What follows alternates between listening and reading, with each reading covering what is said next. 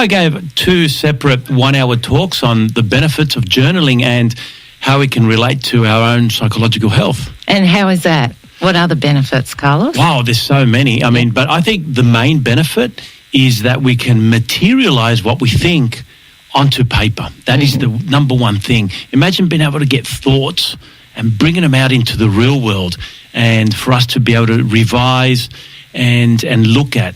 So, and also for others, maybe, if we wish. Children, children as an example, they can look at our lives, can't they? Wow, yeah. Our journaling. Well, a lot of journals were published in life.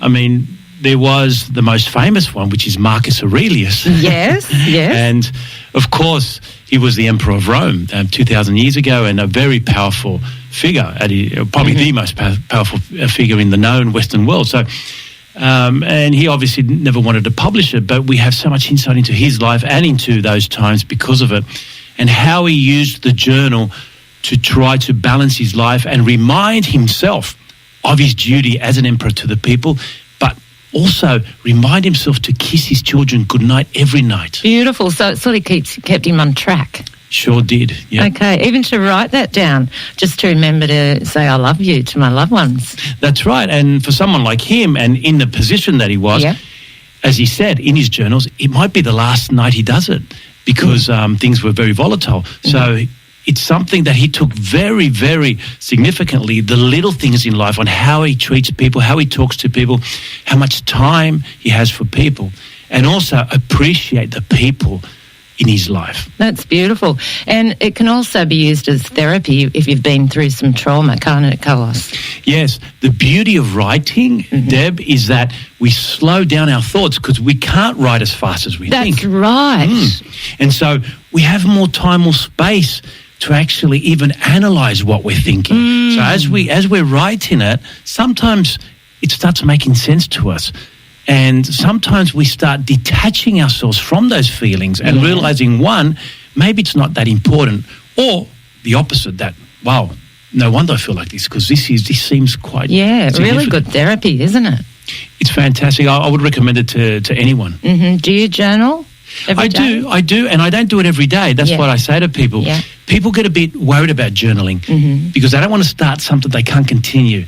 And I say to them, don't worry about that. It doesn't have to be a daily thing. Sometimes I go months without touching it. Yeah. And sometimes it's there, and it's a bit like the guitar. I've got my guitar I haven't actually taken out of the sleeve for about 4 years, but there'll be a time that it'll come. I don't want to compare myself to John Lennon, but he did that too. And then he wrote Imagine. Imagine that. Exactly. There's still hope for me, maybe. So we need to detach ourselves from the chore of doing it. It's just something you go to when needed, but once you form the habit, you want to do it. That's right. Well, it helped me through traumas in my life. It really, really did. Wow. To write down what I was, because as you said, we think quicker than we can write. So if we can even just get it out in point form, and then we can go back over those points and elaborate on them, I think it really helps. It's helped me. It does. And I always talk about there's 2 entries. The morning one, where we start the day, maybe writing about how we feel, maybe putting a few things down that we want to achieve that day, one or 2 little things. And, of course, the night one is very important because before we go to bed, we just like to empty our head from things. Don't take it to bed with you. Don't take it to bed. And for those people that have trouble sleeping, when something comes to mind, you can just get up.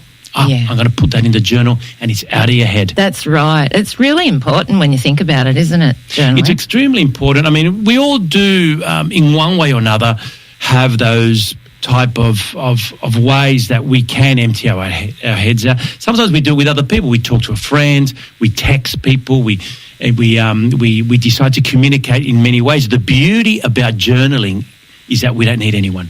That's right. Just yourself, a piece of paper and a pencil. Yeah, we don't even need a computer. We don't need a computer. And I would suggest not to use a computer, to actually buy a little notebook or something that you can write in And don't worry about it being neat. You will start neat, as we do. Remember in primary school with that first page?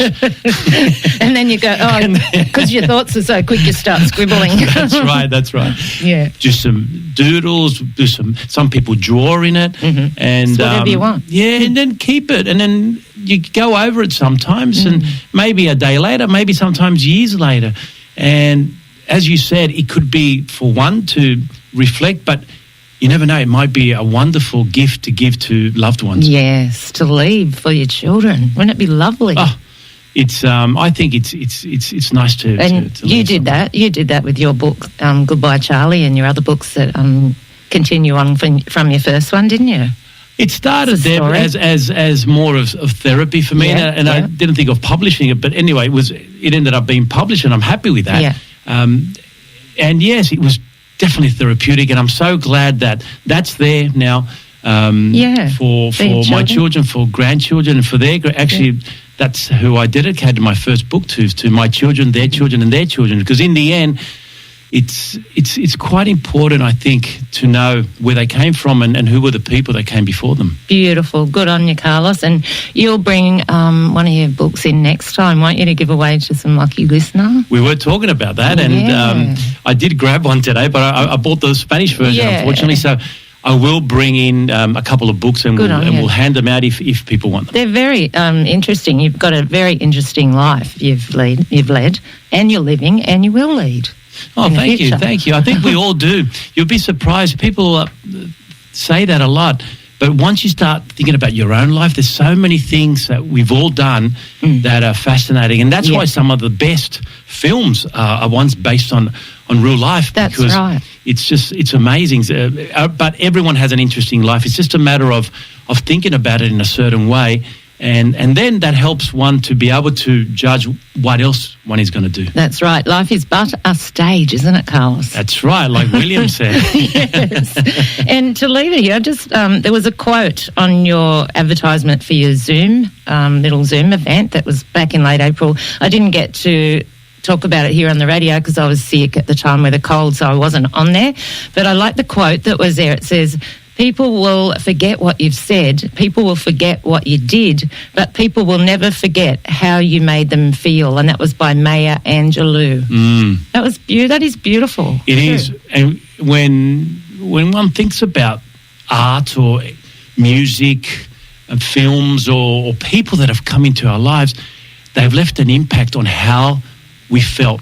That's right. And I mean, for me, the prime example is Starry Night by Van Gogh. I mean, I've never met the guy, of course, but every time I see that painting, and I was lucky enough to see it, the real one in New York, it just, wow, what it made me feel was amazing. And we all have that impact on people. You don't need to be Van Gogh. It's how you behave, what you say, what you do, and your actions that affects people. Leaves a lasting impression. For sure.